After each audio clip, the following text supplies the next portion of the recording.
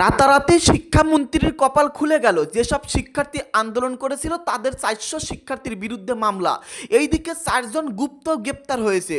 শিক্ষামন্ত্রী এহসানুল হক মিলনের সম্মানহানির চেষ্টা ও দেশব্যাপী নৈরাজ্যের বিরুদ্ধে প্রতিবাদ সভা অনুষ্ঠিত হয়েছে। কুচক্রী মহল শিক্ষার্থীদের আন্দোলনকে ভিন্ন খাতে নেয়ার চেষ্টা চালাচ্ছে অভিযোগ করেছেন সচেতন অভিভাবক সমাজের সদস্যরা। জাতীয় প্রেস ক্লাবের সামনে এক প্রতিবাদ সভায় এই অভিযোগ করেন তারা। যে সকল ছাত্র ছাত্রীরা লেখাপড়া করে না তাদেরকে অটো পাসের লক্ষ্যে যাতে এদেশ ধ্বংসের দিকে নিয়ে যায় ওই গোষ্ঠীরাই তার পদত্যাগ চাচ্ছে। আমরা কখনোই শিক্ষামন্ত্রীর পদত্যাগ চাই না। যারা পদত্যাগ চাচ্ছে তাদের আমরা দৃষ্টান্তমূলক শাস্তি চাই। আমরা চাই তাদেরকে আওতায় আনা হোক।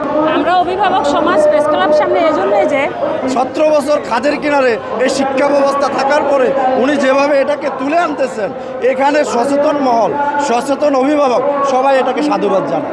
মিথ্যা অপবাদ দিয়ে তাকে পদত্যাগ করানোর জন্য যে সমস্ত কথা উঠেছে, যারা অটোপাস চাচ্ছে তারা স্টুডেন্ট না, তারা একটা মব সৃষ্টি করতেছে। যারা এই সরকার পতন চাচ্ছে তারা আমাদের বাইরের স্টুডেন্ট। সরকার ব্যাপারটাকে পাত্তা দিতে চাইছে না। সরকার যেটা বলছে সেটা হচ্ছে যে এই তুচ্ছ ঘটনা, গুটি কয়েক শিক্ষার্থীর এই ঘটনাকে গুরুত্বই দিচ্ছে না সরকার। স্বরাষ্ট্রমন্ত্রী এমন বক্তব্যই আজকে দিয়েছেন।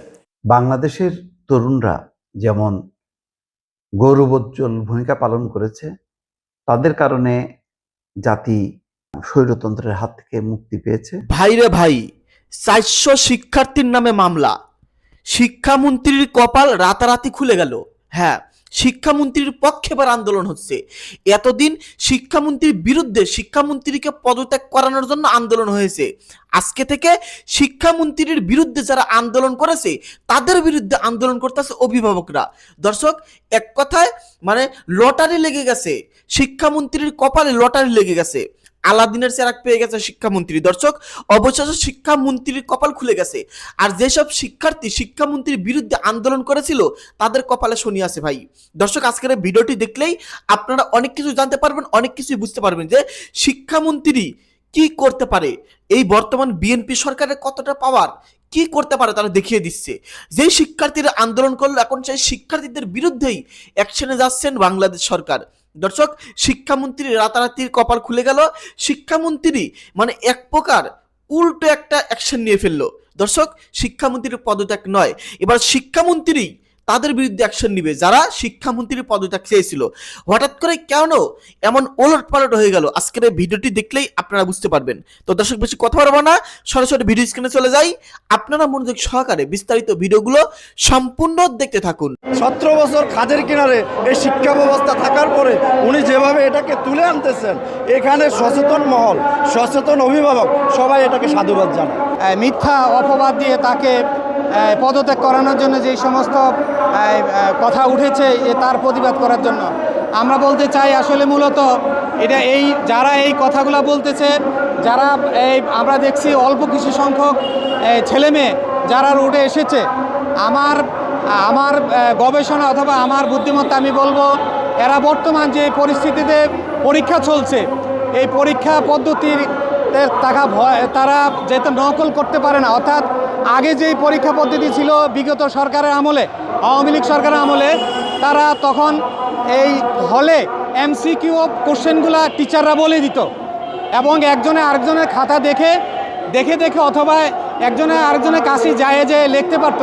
কিন্তু এখন বর্তমানে এই অবস্থা, এইবার এই পরীক্ষায় এই সুযোগটা নাই, বইয়ের সাথে সম্পৃক্ত নাই, তারাই মূলত আসলে এই কথাটা বলছে যে প্রশ্ন কঠিন হচ্ছে।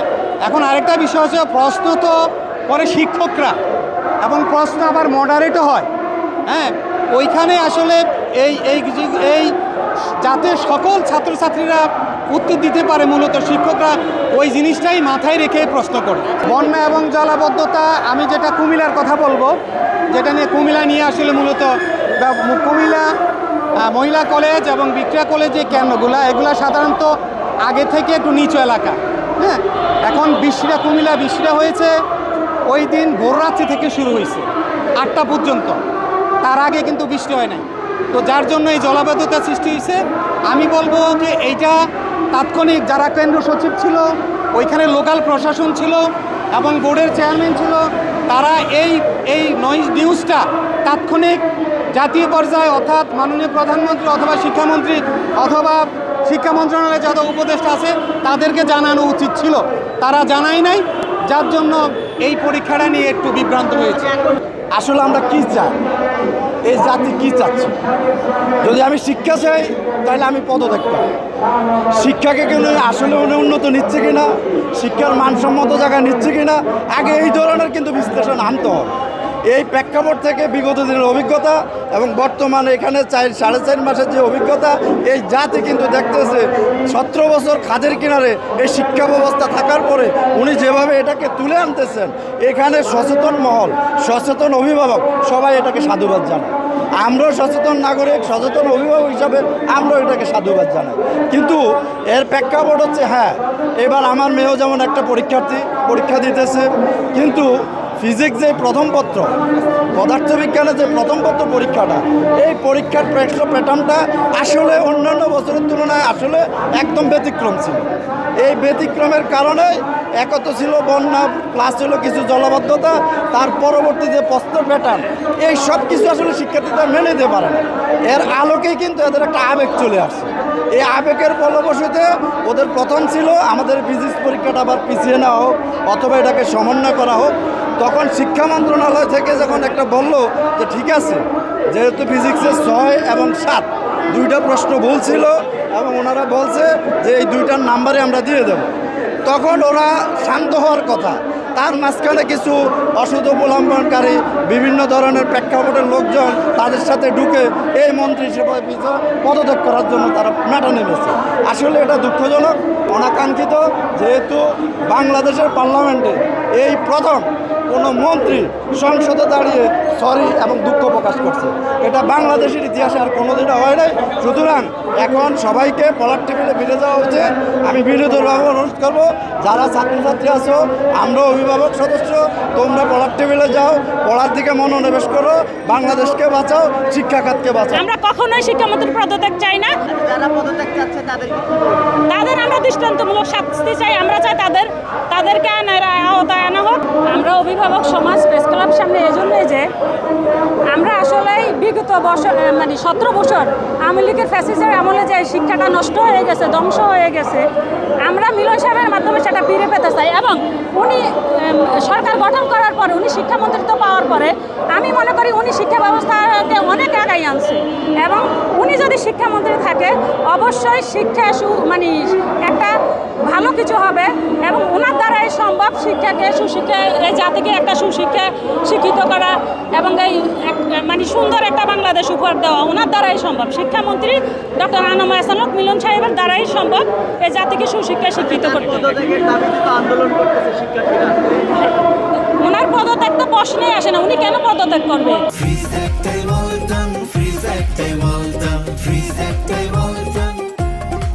এটা যারা করতেছে এটা গুপ্ত বাহিনী করতেছে। কারা করতেছে আমরা এটার মানে এই ষড়যন্ত্র উদ্ঘাটন করার জন্য আজকে রাস্তায় নেমেছি।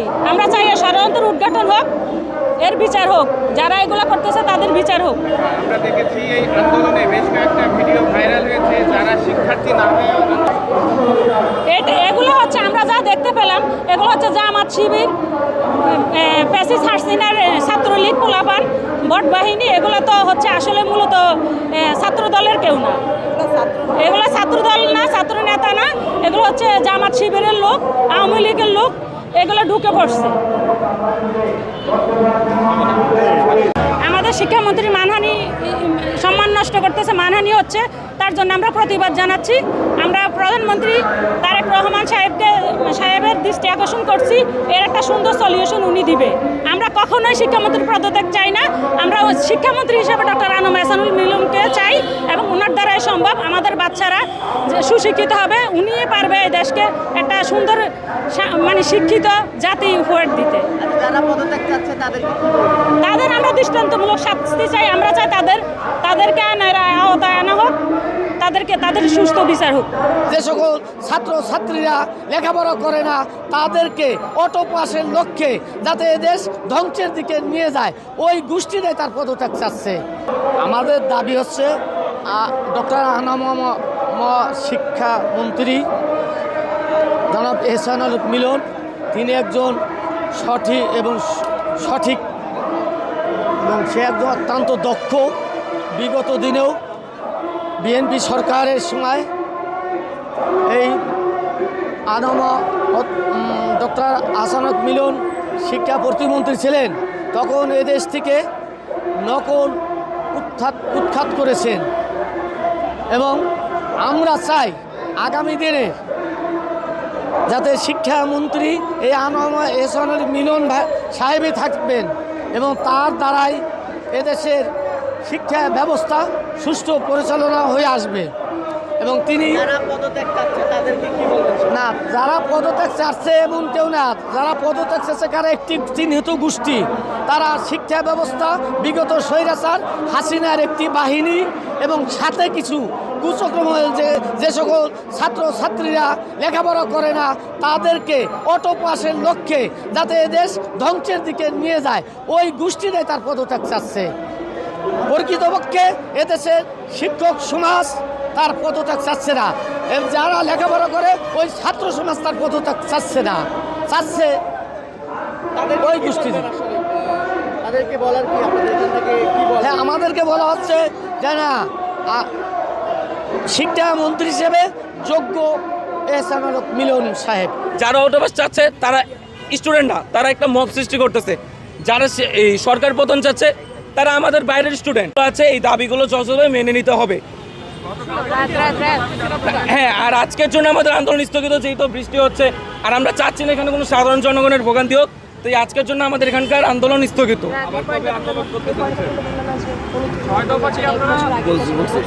আর উনি এটাও বলছে যে এই 4 মাস হয়েছে আমরা আসছি, আমরা বিগত সরকারের কোশ্চেন দেখে আমরা তোমাদের পরীক্ষা হয়েছে।